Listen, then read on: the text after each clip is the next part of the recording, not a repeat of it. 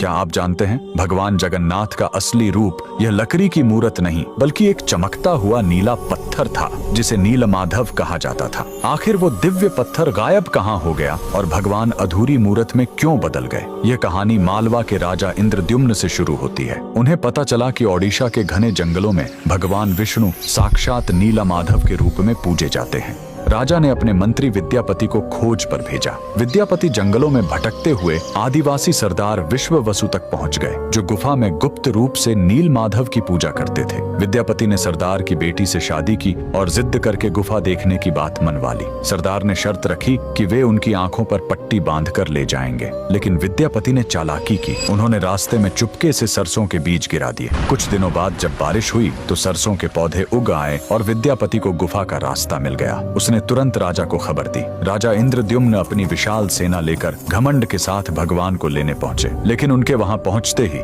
नीलमाधव की मूर्ति हमेशा के लिए गायब हो गई। भगवान अपने भक्त विश्ववसु के साथ हुए धोखे और राजा के घमंड से नाराज थे। राजा ने रोकर माफी मांगी और अन्न जल त्याग दिया। तब आकाशवाणी हुई, मैं अब उस पत्थर के रूप में नहीं मिलूंगा, अब मैं समुद्र तट पर एक लकड़ी के लट्ठे के रूप में आऊंगा। कुछ समय बाद पुरी के समुद्र तट पर एक विशाल अद्भुत लकड़ी का लट्ठा तैरता हुआ आया। राजा समझ गए कि यही भगवान का नया रूप है। उन्होंने तुरंत आदेश दिया कि इस पवित्र लकड़ी से भगवान की मूर्ति बनाई जाए, लेकिन समस्या यह हुई कि वह कोई साधारण लकड़ी नहीं थी। जैसे ही राज्य के बड़े बड़े कारीगर उस पर छेनी हथौड़ा चलाते, उनके औजार ही टूटकर बिखर जाते। उस दिव्य लकड़ी पर खरोंच तक नहीं आ रही थी। तब स्वयं भगवान विश्वकर्मा एक बूढ़े शिल्पकार के रूप में आए। उन्होंने कहा, मैं इससे मूर्ति बनाऊंगा, लेकिन मेरी एक शर्त है, 21 दिनों तक कमरा बंद रहेगा। अगर बीच में दरवाजा खुला तो मैं काम छोड़कर चला जाऊंगा। राजा मान गए। 15 दिनों तक अंदर से छेनी चलने की आवाज आती रही,